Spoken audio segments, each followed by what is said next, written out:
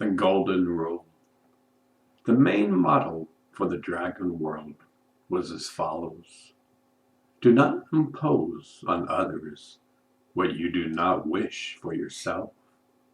In the Bible it is written, do unto others as you would have them do unto you. They both mean the same thing. Kindness was the name of the game. The world needs kindness. Confucius was a young boy when he started learning from the dragons. He was an exceptional student and became a great teacher to man. He studied for around 10 years and then was sent to China to bring greater wisdom to all walks of life. The Golden Rule was the foundation of his teachings. Today, many people know him by Confucius says, but he is far more than that. He knew the laws of the universe and tried to convey them to man. He was one of the first Chinese to directly talk and teach about ethics to people of all sorts of life. He even held political posts where his message could be heard. Confucianism is very much alive today in China. Mind you, this was 600 years before Christ. Confucius introduced many people to the dragon's teachings. He didn't use the dragons as a reference point. People weren't ready for that, yet he gave many blessings to thousands of people to live and study with the dragon. They got a precious letter introducing them to the dragons. Confucius signed the letter, so the dragons and man knew that Confucius endorsed the student.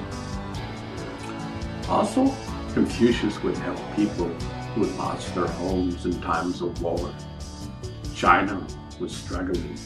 Chaos was all around. Thousands of people were helped by him. The underground dragon world leaped and bounds with thousands of refugees and students arriving. The dragon world was smart. They knew that this was going to happen. As you know, they prepared for the future. Each person and family was given a precious house to live in. Mind you, it would be like today, each person was given a mansion by today's standards. These refugees thought they were given the keys to heaven. They were provided with new clothes, shelter, and food. Little Ricky, the dragon, helped in preparing the food for all the refugees and newcomers. Each day, an incredible banquet would appear for the people.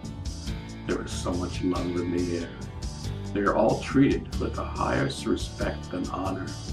They are treated with dignity. We need that so much in America today. The dragons didn't kick anyone out. Currently in America, you could be living here for over 40 years and be deported. In fact, none of the people wanted to leave. They never saw so much harmony in their lives. The dragons and locals were so kind. The Golden Rule was alive in this world. Every action was driven by this rule. You see, it truly didn't have to be forced upon.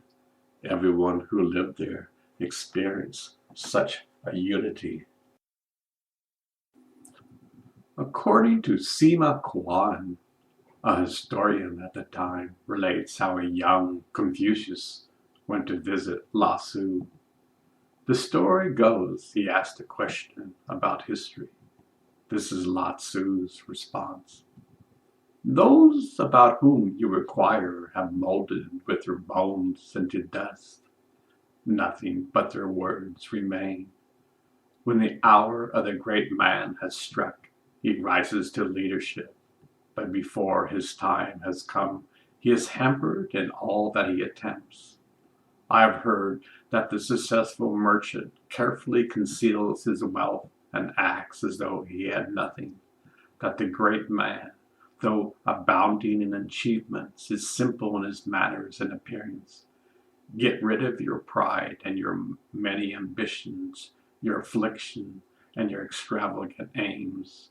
Your character gains nothing for all these. This is my advice to you. The story goes that Confucius was so impressed by the old master, Confucius compared him to a great mythical dragon and took his advice to heart. Soon after this meeting, Confucius joined the dragon world and found his true calling.